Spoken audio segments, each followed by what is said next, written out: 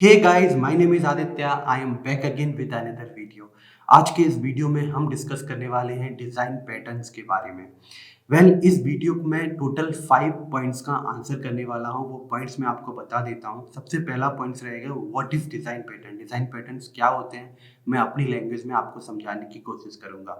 ठीक है। और जो सेकंड पॉइंट रहेगा वो रहेगा कितने टाइप के क्या क्या कैटेगरी होती है डिज़ाइन पैटर्न्स की, वो मैं आपको बताऊंगा। और जो थर्ड पॉइंट रहेगा वो ये रहेगा, व्हाई शुड आई और you learn the design pattern. हमें और आपको डिज़ाइन पैटर्न क्यों सीखने चाहिए। ठीक है। और जो फोर्थ पॉइंट रहेगा वो रहेगा what is the best way to learn the design pattern. सबसे अच्छा तरीका क्या है डिज़ाइन पैटर्न को सीखने का। इसी के साथ जो फिफ्थ पॉइंट रहेगा वो बहुत ही ज़्यादा इंपॉर्टेंट है, जो कई लोगों को कन्फ्यूज़न रहता है कि इतने सारे डिज़ाइन पैटर्न हैं, हमें कौन से डिज़ाइन पैटर्न सीखने चाहिए। तो फिफ्थ पॉइंट में मैं आंसर करूंगा कि आपको कौन से ऐसे पॉपुलर डिज़ाइन पैटर्न्स हैं जो आपको सीखने चाहिए। So guys, without further delay let's directly dive into it. तो पहले पॉइंट को डिस्कस करते हैं, व्हाट इज डिज़ाइन पैटर्न। देखिए, डिज़ाइन पैटर्न की डेफिनेशन क्या कहती है, पहले मैं आपको वो बता देता हूँ। So basically design patterns are reusable solution of a problem that a software engineer encountered in day to day life। देखिए, इससे आपको काफ़ी कुछ क्लियर तो हो गया होगा। अगर नहीं हुआ है तो मैं आपको कोशिश करता हूँ इसको और सिंपल लैंग्वेज में बताने की।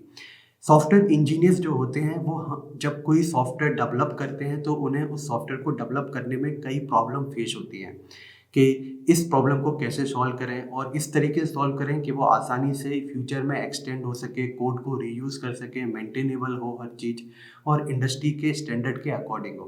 तो इन प्रॉब्लम को सॉल्व करने के लिए ऑलरेडी कुछ सॉल्यूशन प्रोवाइड किए गए हैं जिनको हम रीयूज़ कर सकते हैं अपने सॉफ्टवेयर डेवलपमेंट के ड्यूरिंग। ठीक है। तो हम इनको बोलते हैं डिज़ाइन पैटर्न्स। मैं आपको थोड़ा सा और सिंपल तरीके में इसको बताता हूँ। अगर आप कुछ इस तरीके से समझ सकते हैं कि हमारे जो सीनियर्स थे, हमारे मीन्स आईटी इंडस्ट्री में जो लोग सीनियर्स हैं जिन्हें ऑलमोस्ट 15-20 ईयर से आर्किटेक्ट बने हुए, सॉफ्टवेयर आर्किटेक्ट बने हुए, वो उन्होंने कई सॉफ्टवेयर पर काम किया है। ठीक है। अब वो इतने सारे सॉफ्टवेयर पर काम कर चुके हैं तो उन्होंने एक चीज़ को नोटिस किया कि वो किसी ए सॉफ्टवेयर में काम कर रहे थे तो उन्हें कोई प्रॉब्लम फेस हुई। The similar kind of problem उन्हें किसी दूसरे सॉफ्टवेयर जब बना रहे थे उसमें फेस हुई। जब ये डिस्कस उन्होंने अपने और सॉफ्टवेयर जो इंजीनियर्स थे, जो आर्किटेक्ट थे, उनके साथ डिस्कस किया तो उन्होंने बताया कि हाँ, एग्जैक्टली ऐसा हमारे साथ भी हो रहा है। तो उन लोगों ने क्या किया, बेसिकली अपनी जो लर्निंग्स थी वो लर्निंग्स को ग्रुप किया और बोला कि अगर कोई भी एक सॉफ्टवेयर डेवलप कर रहा है और इस तरह के पैटर्न की प्रॉब्लम फेस करता है तो उसका सॉल्यूशन ये होगा। अगर आप इस तरह की प्रॉब्लम फेस करते हो तो इसका सॉल्यूशन आप इस तरीके से दे सकते हो। देखिए, ये कोई ज़रूरी नहीं है जो सॉल्यूशन उन्होंने बताया है हमें वही यूज़ करना है। आप अपने तरीके से भी सॉल्यूशन अप्लाई कर सकते हो। बट अच्छी चीज़ क्या है, अगर जो हमारे एक्सपीरियंस जो सीनियर्स हैं जिन्होंने बताया है कि डिज़ाइन पैटर्न को सही यूज़ करने का, किसी प्रॉब्लम को सॉल्व करने का सही तरीका अगर ये है, ये डिज़ाइन पैटर्न आपके लिए एकदम सही है, इसको फ्यूचर में एक्सटेंड कर सकते हैं और ये कई लोगों ने इसको रीयूज़ भी किया है, जो आज इंडस्ट्री में वर्क हो रहा है और इंडस्ट्री के स्टैंडर्ड के अकॉर्डिंग है। तो अगर आप अपने सॉफ्टवेयर को ऐसा बनाना चाहते हैं जो आसानी से एक्सटेंड हो सके, आसानी से उसको मेंटेन किया जा सके और इंडस्ट्री के स्टैंडर्ड के अकॉर्डिंग हो, तो आपको डिज़ाइन पैटर्न्स यूज़ करने ही चाहिए। ठीक है। तो आई थिंक आपको समझ में आ गया डिज़ाइन पैटर्न्स क्या हैं। Basically it's a reusable solution of a problem. ठीक है। अब सेकंड पॉइंट पे मूव होते हैं। सेकंड पॉइंट के कितने टाइप के डिज़ाइन पैटर्न्स होते हैं, तो मैं आपको बता देता हूँ। बेसिकली डिज़ाइन पैटर्न को 3 कैटेगरी में डिवाइड किया गया है। जो पहली कैटेगरी है वो है क्रिएशनल डिज़ाइन पैटर्न्स, जो दूसरी है उसको बोलते हैं स्ट्रक्चर डिज़ाइन पैटर्न और जो थर्ड है उसको बोलते हैं बिहेवियर डिज़ाइन पैटर्न्स। तो ये 3 कैटेगरी में डिवाइड किया गया है डिज़ाइन पैटर्न्स को। तो सबसे पहले की बात कर लेते हैं, what is creation design pattern. देखिए, क्रिएशन डिज़ाइन पैटर्न ऐसे डिज़ाइन पैटर्न्स होते हैं जो ऑब्जेक्ट के क्रिएशन से रिलेटेड चीज़ों से डील करते हैं। आप ऐसे डिज़ाइन पैटर्न जिसमें हम ऑब्जेक्ट को कैसे क्रिएट करना है, कैसे मैनेज करना है, उससे रिलेटेड चीज़ें होती हैं, तो उससे रिलेटेड चीज़ों को सॉल्व करते हैं, तो ऐसे डिज़ाइन पैटर्न्स को हम क्रिएशनल डिज़ाइन पैटर्न्स में डालते हैं। For example, for creational design pattern is singleton design pattern. जैसा उसमें हम क्या करते हैं, एक ऑब्जेक्ट को क्रिएट करने की कोशिश करते हैं ना, एक और सिंगल ऑब्जेक्ट क्रिएट करना है, इसलिए हम उसको क्रिएशनल डिज़ाइन पैटर्न की कैटेगरी में डाल देते हैं, सिंगलटन डिज़ाइन पैटर्न को। अब बात करते हैं स्ट्रक्चर डिज़ाइन पैटर्न। देखिए नाम से ही काफ़ी कुछ क्लियर होता है। स्ट्रक्चर ऐसे डिज़ाइन पैटर्न जो डील करते हैं ऑब्जेक्ट एंड क्लासेस के स्ट्रक्चर को लेके, उनको हम बोलते हैं स्ट्रक्चर डिज़ाइन पैटर्न्स। ठीक है, और इसका मैं अगर एग्जांपल दूँ आपको तो adapter design pattern is one of the example of structure design pattern. ठीक है, ये इस कैटेगरी में फॉल होता है। अब जो थर्ड है वो सबसे इम्पोर्टेंट है, वो है बिहेवियर डिज़ाइन पैटर्न। देखिए बिहेवियर डिज़ाइन पैटर्न क्यों इस कैटेगरी को समझना बहुत अच्छे से ज़रूरी है, मैं आपको पहले बता देता हूँ ये है क्या। जब एक ऑब्जेक्ट और एक क्लास आपस में कम्युनिकेट करते हैं तो जो बिहेवियर निकल के आता है, ऑब्जेक्ट जिस तरीके से बिहेव करता है, उसको हम बोलते हैं बिहेवियर डिज़ाइन पैटर्न्स की कैटेगरी। इसके लिए मैं आपको एग्जांपल दे सकता हूँ स्ट्रेटेजी डिज़ाइन पैटर्न का, ये बिहेवियर डिज़ाइन पैटर्न की कैटेगरी में आता है। और इसी तरीके से ऑब्जर्वर डिज़ाइन पैटर्न भी इसी कैटेगरी में आता है। सो बेसिकली डिज़ाइन पैटर्न को 3 कैटेगरी में डिवाइड किया गया है। अब क्वेश्चन ये आता है कि आप कैसे आइडेंटिफाई करोगे किस डिज़ाइन किस कैटेगरी में ये फॉल होता है। वेल मैं आपसे कहूँगा आपको अभी इस बारे में सोचने की कोई ज़रूरत नहीं है कि आपको कैसे आइडेंटिफाई करना है, और ना ही आपको ये समझने की ज़रूरत है कि किस कैटेगरी में फॉल होता है। You just learn the design pattern. जब आप डिज़ाइन पैटर्न को समझने लगेंगे और प्रॉब्लम को समझने लगेंगे, आप अपने आप ही बता देंगे ये डिज़ाइन पैटर्न किस कैटेगरी में आता है। क्योंकि जब मैं सीख रहा था तो मुझे भी एक कन्फ्यूज़न था ये किस कैटेगरी में आएगा और कैसे डिसाइड हो रहा है। पर जब आप इस चीज़ को अच्छे से समझ जाएंगे ये डिज़ाइन पैटर्न का क्या यूज़ है, किस प्रॉब्लम को सॉल्व कर रहा है, तो आप अपने आप ही इन 3 कैटेगरीज में उसको आसानी से क्लासीफाई कर लेंगे। ठीक है, अब हम लोग अपने थर्ड पॉइंट पे मूव होते हैं। जो हमारा थर्ड पॉइंट था, why should I learn design pattern. हमें डिज़ाइन पैटर्न क्यों सीखना चाहिए। वेल अभी मैं आपको स्क्रीन पर एक ग्राफ दिखाने वाला हूँ। ठीक है, देखिए जब भी आप आईटी इंडस्ट्री में एंट्री लेते हैं एज एन फ्रेशर लेवल पर, तो आपको क्या आना चाहिए, डेटा स्ट्रक्चर एंड कोई प्रोग्रामिंग लैंग्वेज। ये एक मिनिमम रिक्वायरमेंट है जो एक सॉफ्टवेयर इंजीनियर को आनी चाहिए। लेकिन अब मैं इस ग्राफ में आपको दिखा रहा हूँ कि आपको जो हमारी ग्रोथ होती है ना आईटी इंडस्ट्री में, वो कुछ इस तरीके से होती है। आप पहले जूनियर लेवल पर जाते हो, फिर आप सीनियर बनते हो, सीनियर के बाद आप लीड बनते हो, लीड के बाद आप आर्किटेक्ट बनते हो, उसके बाद आप प्रिंसिपल लेवल पर निकल जाते हो। ठीक है, तो ये जो ग्रोथ है ना, इस ग्रोथ को अगर आपको आगे बढ़ाना है, अगर आप एक जूनियर लेवल से सीनियर लेवल पर जाना चाहते हो, तो आपको basic knowledge of design patterns होना बहुत ज़रूरी है। लेकिन जब आप लीड पोजीशन पे पहुंच जाते हो, टीम को लीड करते हो, तो आपको एक अच्छी robust knowledge of design pattern किस तरीके से काम करते हैं, ये होना बहुत ज़रूरी है। क्योंकि जब आप एक टीम लीड की पोजीशन पे पहुंच जाते हो, तो इट इज़ नॉट पॉसिबल कि आप सबकी को ये बताएं कि आप ये इस तरीके से कोड को लिखें, आप इस तरीके से कोड को लिखें। आप सिर्फ डिज़ाइन पैटर्न का नाम बोलते हो और कम्युनिकेशन बहुत आसान हो जाता है। ठीक है, आप सब बोलेंगे यहाँ पे ऑब्जर्वर पैटर्न यूज़ कर लो, तो आपको कोड बताने की ज़रूरत नहीं है कि क्या क्या करना है। जो हम आपका डेवलपर है वो अपने आप समझ जाएगा, ओके ऑब्जर्वर पैटर्न का मीनिंग ये है, इस तरह का कोड लिखना है। ठीक है, तो ये जो कम्युनिकेशन में बहुत हेल्प करता है। प्लस आप अगर अपनी कैरियर में ग्रोथ चाहते हैं, आप आके आर्किटेक्ट बनना चाहते हो, तो आपको ये बहुत ज़रूरी है कि आप डिज़ाइन पैटर्न्स की आपको नॉलेज हो, क्योंकि आगे जाके आपको एक अच्छे इंडस्ट्री स्टैंडर्ड के सॉफ्टवेयर बनाने हैं जो आसानी से स्केल हो सकते हो।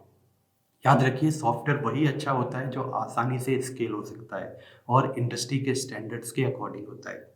ठीक है, तो ये तो हो गया थर्ड पॉइंट का आंसर। अब हमारा जो फोर्थ पॉइंट था उसको डिस्कस कर लें। What is the best way to learn design pattern. Design pattern को सीखने का सबसे अच्छा तरीका क्या है। वेल मैं आपको बता देता हूँ। डिज़ाइन पैटर्न को सब सीखने का सबसे अच्छा तरीका है वो ये है कि सबसे पहले आप डिज़ाइन पैटर्न को ना समझें, वो डिज़ाइन पैटर्न किस तरह की प्रॉब्लम को सॉल्व कर रहा है, आप इस पर ज़्यादा कॉन्सेंट्रेट करें। वेल मैं आपको बताता हूँ कि मेरे साथ क्या हुआ था। आज से करीब 6 साल पहले जब मैंने डिज़ाइन पैटर्न सीखना चालू किया था, तो मैंने कुछ 4-5 डिज़ाइन पैटर्न सीखे थे, जैसे observer design pattern, adapter design pattern, singleton design pattern, factory design pattern. ये कुछ डिज़ाइन पैटर्न मैंने सीख लिए थे and I was very much excited. मैं इतना ज़्यादा एक्साइटेड था कि मुझे कुछ और दिखाई नहीं दे रहा था। मैं इतना एक्साइटेड था कि मैंने इन डिज़ाइन पैटर्न्स को जहाँ-जहाँ मुझे लगा अपने सॉफ्टवेयर में इम्प्लीमेंट कर दिया। वेल यहाँ पे मैंने इम्प्लीमेंट किया, अच्छी चीज़ है, लेकिन एक गलती की वो मैं आपको बताना चाहता हूँ। मैंने डिज़ाइन पैटर्न तो सीख लिए, लेकिन मैं ये नहीं समझ पाया था उस वक़्त कि कोई भी डिज़ाइन पैटर्न्स को जहाँ हमें यूज़ करना है, उसकी प्रॉब्लम क्या है, ये किस टाइप की प्रॉब्लम को सॉल्व कर रहा है, ये वो मैं अच्छे से नहीं समझ पाया था। तो मैंने अपने सॉफ्टवेयर में जब उनको इम्प्लीमेंट किया, तो कहीं-कहीं पर जहाँ पे डिज़ाइन पैटर्न लगाने थे, वो तो ठीक था, मैंने लगा दिए, वहाँ होने भी चाहिए थे। लेकिन मैंने गलती क्या की, कई ऐसी जगह पर भी डिज़ाइन पैटर्न लगा दिए, जहाँ डिज़ाइन पैटर्न लगाने की कोई ज़रूरत थी ही नहीं। या उस जगह पे कोई और डिज़ाइन पैटर्न आना था जिसकी मुझे नॉलेज ही नहीं थी उस वक़्त, क्योंकि मैंने 4-5 तो डिज़ाइन पैटर्न पढ़े थे। ठीक है? तो अभी मैं आपसे सिर्फ़ कहना ये चाह रहा हूँ, ये गलती मुझे रियलाइज़ हुई 1-2 साल बाद, जब मेरा जो कोड था ना वो कंप्लीटली मैश हो गया। देन आई रियलाइज़ कि इस जगह पे किसी डिज़ाइन पैटर्न की ज़रूरत नहीं है, या इस जगह पर मुझे इस तरह के डिज़ाइन पैटर्न को यूज़ करना चाहिए। क्यों? क्योंकि अब मेरी नॉलेज जो थी वो थोड़ी-सी और वास्ट हो गई थी, अब मुझे समझ में आने लगा था कि मुझे इस तरह के डिज़ाइन पैटर्न यूज़ करने हैं इन जगहों पर। तो मैं आपसे कहूँगा, आपको डिज़ाइन पैटर्न सीखने का सबसे अच्छा तरीका ये नहीं है कि आप सीधा डाइव इन कोड में कर जाओ कि ओके, डिज़ाइन पैटर्न को ये इंटरफ़ेस बनाते हैं और ऐसे-ऐसे ओके, डिज़ाइन पैटर्न समझ में आ गया। ऐसे नहीं होता। डिज़ाइन पैटर्न को सीखने का सबसे अच्छा तरीका है, वो यही है कि आप कोड में आप सबसे पहले डिज़ाइन पैटर्न को ये समझिए वो किस तरह की प्रॉब्लम को सॉल्व कर रहा है। If you understand the problem, तो आप बहुत आसानी से डिज़ाइन पैटर्न को समझ सकते हो। ज़रूरी ये नहीं है कि डिज़ाइन पैटर्न कैसे काम कर रहा है, ज़रूरी ये है वो किस प्रॉब्लम के लिए काम कर रहा है। आप अगर प्रॉब्लम को समझ जाते हो, फिर उसको सॉल्व करते हो, तो डिज़ाइन पैटर्न आप बहुत अच्छे से सीख सकते हो। ठीक है?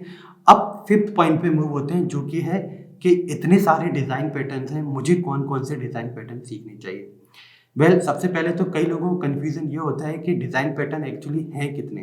तो मैं आपको बता दूँ, इसका कोई एग्ज़ैक्ट काउंट तो नहीं है। ठीक है? क्यों? क्योंकि डिज़ाइन पैटर्न मैंने क्या बताया, it's a kind of a best practice और रीयूजेबल सॉल्यूशंस हैं। आपको जब 15-20 साल के अच्छे एक्सपीरियंस हो जाता है, आप अच्छे-अच्छे सॉफ्टवेयर्स पे काम कर चुके होते हो, आर्किटेक्ट लेवल पे पहुँच गए होते हो, तो आप अपने खुद के भी डिज़ाइन पैटर्न्स बना सकते हो। ये ज़रूरी नहीं है कि आप दूसरों के डिज़ाइन पैटर्न्स ही यूज़ करो, आप अपने खुद के नॉलेज से नए डिज़ाइन पैटर्न्स को भी इन्वेंट कर सकते हो।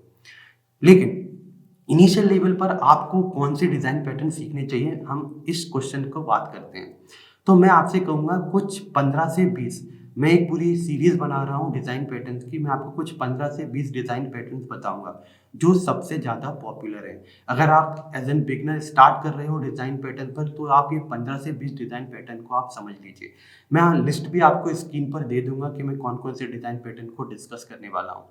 और फ्यूचर में अगर आप बोलते हो कि कोई और डिज़ाइन पैटर्न भी मैं डिस्कस करूँ, तो वो भी डिस्कस कर लूँगा इसी सीरीज़ में। तो इस सीरीज़ में मैं कहूँगा कि जो लोग जूनियर लेवल पर हैं और सीनियर लेवल पर मूव होने वाले हैं, उन्हें 2 साल 3 साल का एक्सपीरियंस हो गया है, आईटी इंडस्ट्री में they want to move to senior level, और सीनियर से या फिर लीड लेवल पर जाना चाह रहे हैं, तो उनको डिज़ाइन पैटर्न्स की नॉलेज होना बहुत ज़रूरी है। आप इस पूरी सीरीज़ को फॉलो कर सकते हैं, और जो मैं अपना पहला ट्यूटोरियल बनाऊँगा इस सीरीज़ में, पहला ट्यूटोरियल इन सेंस जो पहला पैटर्न को एक्सप्लेन करूँगा, मैं उसमें बहुत ज़्यादा फ़ोकस करूँगा आपको प्रॉब्लम को समझाने की, और फिर मैं सॉल्यूशन पे मूव होऊँगा। तो ये एक अच्छी चीज़ है, आप इसको फ़ॉलो कर सकते हो। हाँ, अब मैं आपको एक चीज़ और बताना चाहता हूँ, which is a bonus point. वो ये है कि डिज़ाइन पैटर्न हमने ये तो सीख लिया कि क्या तरीका है सीखने का, लेकिन रेफ़रेंस क्या है? आप मेरी वीडियोज़ को भी फ़ॉलो कर सकते हैं, लेकिन अगर आपको कोई और रेफ़रेंस भी चाहिए, जो मैं सजेस्ट कर रहा हूँ, आप ज़रूर उसको फ़ॉलो कीजिए। और वो रेफ़रेंस है, आप इस बुक को खरीदिए। This is head first design pattern, you can see it. ये जो बुक है, ये बुक कमाल की है। अगर आप इस बुक को पढ़ते हो ना, तो आपको डिज़ाइन पैटर्न के कई ऐसे कॉन्सेप्ट हैं जो बहुत ही आसानी से क्लियर हो जाएँगे।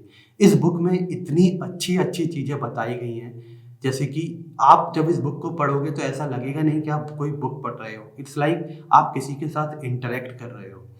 इसमें हर चीज़ को इंटरैक्शन के थ्रू बताने की कोशिश की गई है, इसलिए सिर्फ़ यही एक रीज़न है जिसकी वज़ह से ये बुक मुझे बहुत अच्छी लगी।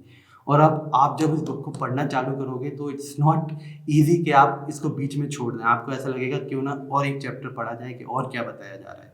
तो मैं आपको प्रेफ़र करूँगा, आप ये बुक खरीद लीजिए अगर आप डिज़ाइन पैटर्न्स के बारे में सीखना चाहते हैं। मैं अपनी सीरीज़ में इस बुक के एग्ज़ाम्पल्स की भी बात करूँगा और आपको बताऊँगा कि इन्होंने किस तरीके से किसी प्रॉब्लम को बताया है। So guys, That's all I had for this video. Thank you for watching. I'll catch you in the next one. Bye.